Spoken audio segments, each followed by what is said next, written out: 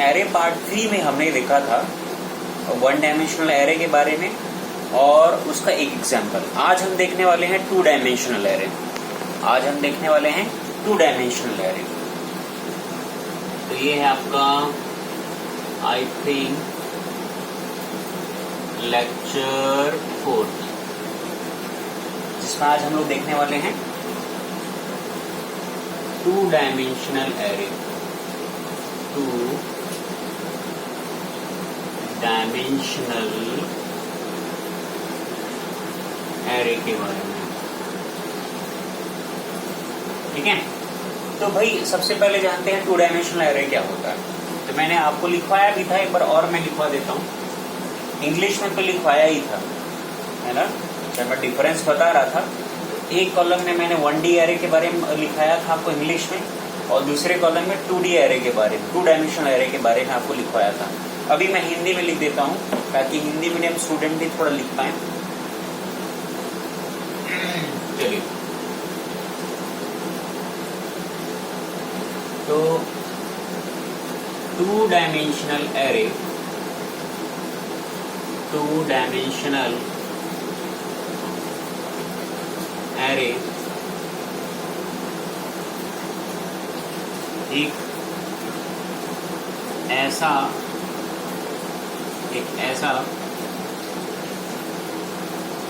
Array है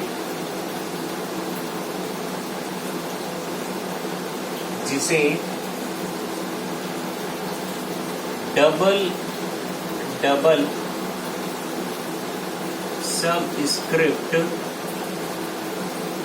subscript या square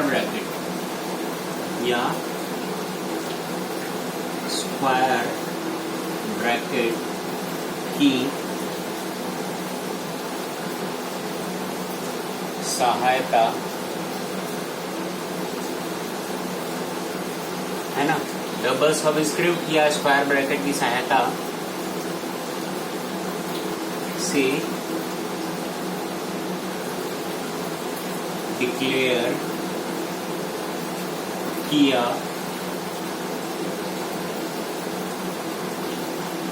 जाता है, ठीक है। तो ऐसा एरे होता है जिसे डबल सबस्क्रिप्ट ब्रैकेट के थ्रू उसे डिक्लेयर किया जाता है। सिंटैक्स देख लेते हैं डिक्लेरेशन का, कैसे डिक्लेयर करते हैं।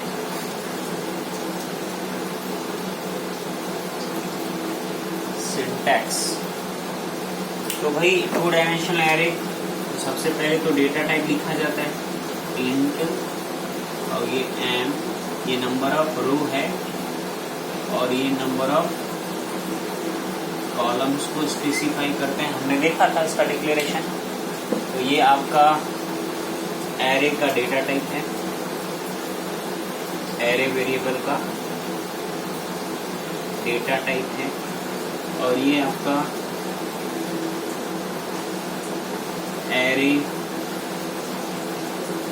वेरिएबल है, और ये स्पेसिफाई करेगा नंबर ऑफ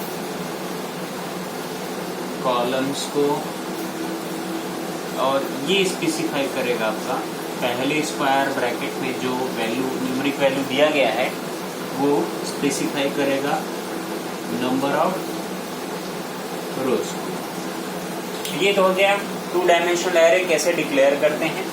अब देखते हैं मेमोरी एलोकेशन कैसे होता है।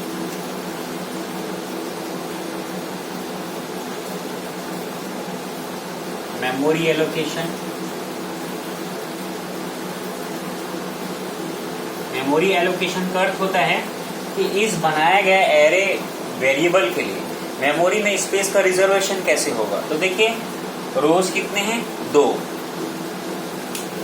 रोज हैं, तो हम दो रोज बना लेते हैं, और कॉलम्स कितने हैं, 3 हैं, ये 3 कॉलम। तो टोटल 2 × 3, 2 3 are 6 मेमोरी लोकेशंस, या 3 मेमोरी ब्लॉक्स, या 3 मेमोरी सेल्स का रिजर्वेशन होगा। सॉरी 6, 2 3 are 6, 6 मेमोरी ब्लॉक्स का रिजर्वेशन होगा। तो ये हमें पता है एरे का स्टार्टिंग इंडेक्स ऑलवेज 0 से स्टार्ट होता है। तो ये आपका रो नंबर 0 है, रो नंबर 1 है, कॉलम नंबर 0, 1, 2। तो भाई एक एक लोकेशन का नेमिंग देखते हैं। इसका नाम क्या होगा?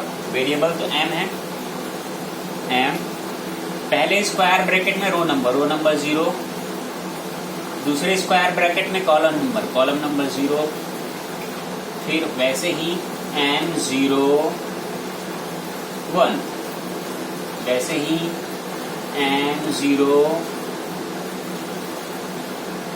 2, वैसे ही अब यहाँ पे इस लोकेशन का नाम होगा m, रो नंबर है 1, कॉलम नंबर है 0, वैसे ही इस लोकेशन का नाम होगा रो नंबर 1, पहले स्क्वायर ब्रैकेट में, दूसरे में कॉलम नंबर 1, इसका नाम होगा रो नंबर 1,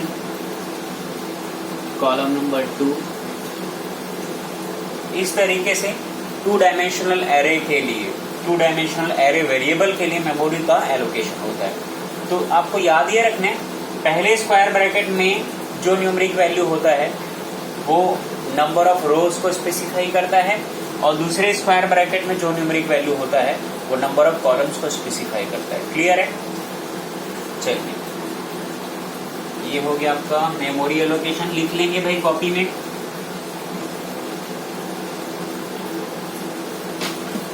नेक्स्ट पॉइंट देखते हैं, 2 डायमेंशनल एरे का यूज क्या है। बताया था 2 डायमेंशनल एरे का यूज, या 2 डायमेंशनल एरे की सहायता से ऐसा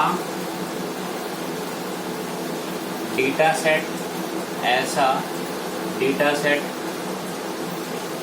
जिसमें रोज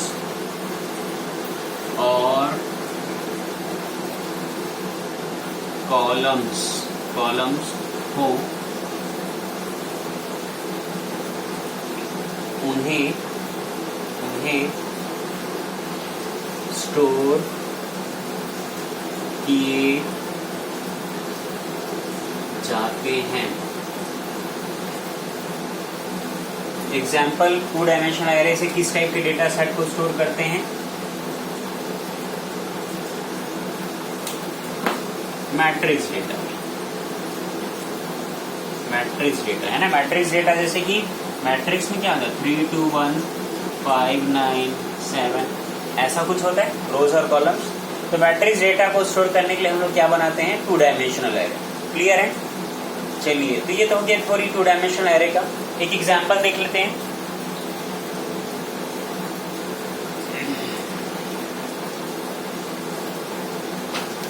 क्वेश्चन है,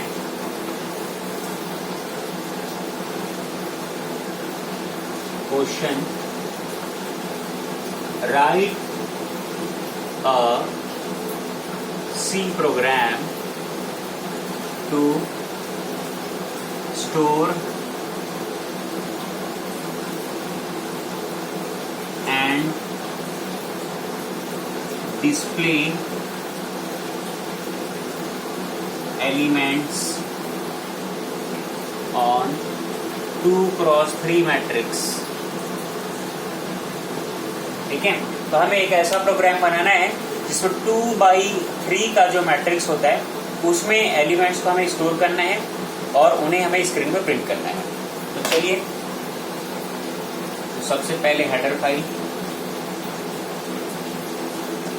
as include conio.h as include stdio.h, फिर void main मैट्रिक्स वेरिएबल बना लेते हैं। 2 रो होना चाहिए, 2 रो और कॉलम्स 3। एक वेरिएबल बनाएंगे रो के लिए लूप चलाने के लिए, दूसरा कॉलम के लिए लूप चलाने के लिए, CLR/SCR। एक मैसेज डिस्प्ले कर देते हैं, सॉरी लूप चलाएंगे, है ना। रो के लिए पहले लूप चलाएंगे। रो कितने हैं? 2 हैं, तो हम रो वाला जो वेरिएबल है उसको इनिशियलाइज करेंगे 0 से 1 तक R++। अब उसी के अंदर में दूसरा लूप चलाएंगे कॉलम के लिए।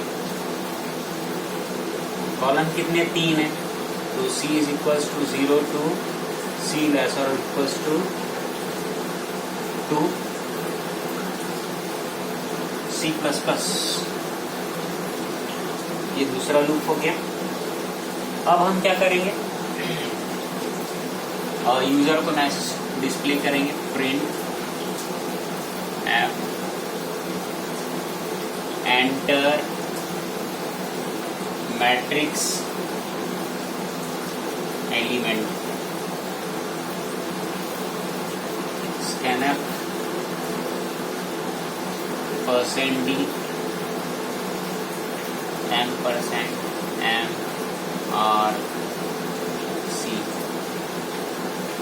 तो देखिए दोनों लूप को क्लोज कर देता हूं यहां पर। इतने से क्या काम होगा आपका? 2 डायमेंशनल एरे में सारे एलिमेंट्स का स्टोरेशन होगा। तो देखिए आपको एक मैट्रिक्स इस लाइन को रीड करेगा CPU, तो होगा क्या? 2 रो और 3 कॉलम वाला मेमोरी लोकेशन से रिजर्व होंगे। ये है आपका row number 0, column number row number 1, column 0, 1, 2। Naming कैसा होगा?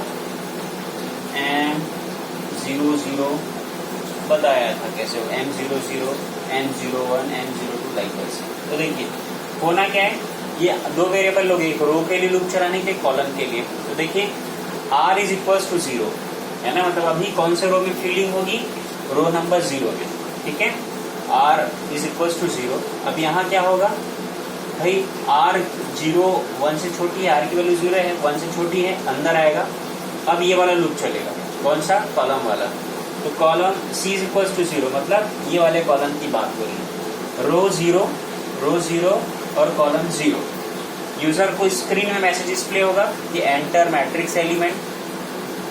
अब यूजर मान लो डालता है 3, तो 3 को स्कैनअप कहाँ ले जाएगा? MRC में। R की वैल्यू 0 है, C की वैल्यू 0, तो M00 में 3 कहाँ चला जाएगा? M00 में। अब फिर से ये कॉलम वाला लूप ही चलेगा, बाहर नहीं जाएगा। जब ये कॉलम वाला लूप का कंडीशन फॉल्स होगा तब रो वाले लूप में जाएगा। तो भाई ये लूप C0 था, है ना, यहाँ से C इंक्रीमेंट होगा 1 हो जाएगा। अभी भी R 0 है क्योंकि उस वाले लूप में जाएगा नहीं। C 1 हो गया, R अभी भी 0 है, तो C 1 हो गया। 1 is lesser than 2, condition is true, है ना, एक छोटी है 2 से। तो क्या होगा? फिर से स्क्रीन में मैसेज आएगा एंटर एलिमेंट करके। यूजर सपोज इस दफा क्या इनपुट करता है? 5, तो 5 कहाँ जाएगा? MRC में। R अभी भी 0 है और C 1 हो गया, तो यहाँ पर आ गया एलिमेंट। वैसे ही C अब क्या हो जाएगा? ध्यान रखना R अभी भी 0 है, ये कंट्रोल्स, ये लूप अभी कॉलम वाला ही चलेगा, अंदर वाला लूप ही चलेगा। तो C जो है 1 से क्या हो जाएगा? 2 हो जाएगा, मतलब ये वाले कॉलम की बात होगी। फिर यूजर कोई नंबर इनपुट करेगा और वो नंबर को स्कैनअप कहाँ ले जाएगा? MRC में। R अभी भी 0 और C हो गया 2, है ना। M02 कहाँ? मान लो यूजर इनपुट करेगा ऐसे। अब क्या होगा? C की वैल्यू 3 होगा। 3 ना तो छोटी है 2 से, ना तो बराबर है, कंडीशन फॉल्स। अब लूप चला जाएगा, प्रोसेसर का कंट्रोल आएगा यहाँ पर। अब R क्या हो जाएगा? 1, मतलब ये वाले रो में अब फिलिंग होगा। तो ऐसे ये कॉलम वाला लूप चलेगा और सारे एलिमेंट 7, 9, 10 सपोज वो सारे इनपुट हो जाएंगे। तो एक आप रो के लिए लूप चलाओगे और दूसरा कॉलम के लिए। ये दोनों लूप क्या कर रहे हैं? इस मैट्रिक्स में एलिमेंट को स्टोर कर रहे हैं। अब इसे हमें स्क्रीन में प्रिंट करना है, स्क्रीन में प्रिंट करना है। उसके लिए चलिए एक मैसेज डिस्प्ले करने के लिए प्रिंट एफ कमांड लिख देता हूं। Printf matrix elements r slash n printf खत्म। एक लूप चलाएंगे हम लोग रो के लिए, r इज इक्वल्स टू 0। रो कितने हैं भैया, 0 से 1 है, तो लूप भी हम लोग 0 से 1 चलाएंगे। ये रो वाला लूप खत्म। अब क्या करेंगे, कॉलम वाला लूप चलाएंगे, c is equals to, column कितने हैं 0 से 2, तो लूप को हम लोग 0 से 2 चलाएंगे, c लेसर और equals to 2 c plus plus. हमें क्या करना है, मात्र प्रिंट करना है। प्रिंट एफ, प्रिंट करो उस इंटीजर वैल्यू को जो m r c में हो। ये रो वाला लूप खत्म।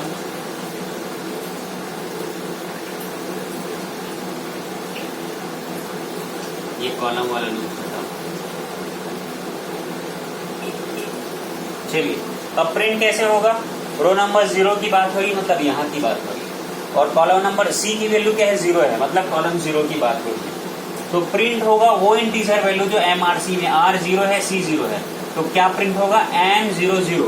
m00 में क्या है 3 है, तो आपको मान लो ये स्क्रीन है, 3 प्रिंट होगा। और स्पेस को थोड़ा मैं 4 स्पेस खिसका लेता हूँ, %d/p, तो स्पेस आपका यहाँ खिसका। अब कॉलम वाला लूप ही चलेगा, अभी बताया जब तक अंदर वाला लूप फॉल्स नहीं हो जाता तब तक बाहर जाएगा नहीं। तो c अब 1 हो जाएगा, r 0 है और c 1 हो गया। अब क्या प्रिंट होगा, m r 0 है और c 1 हो गया, m01।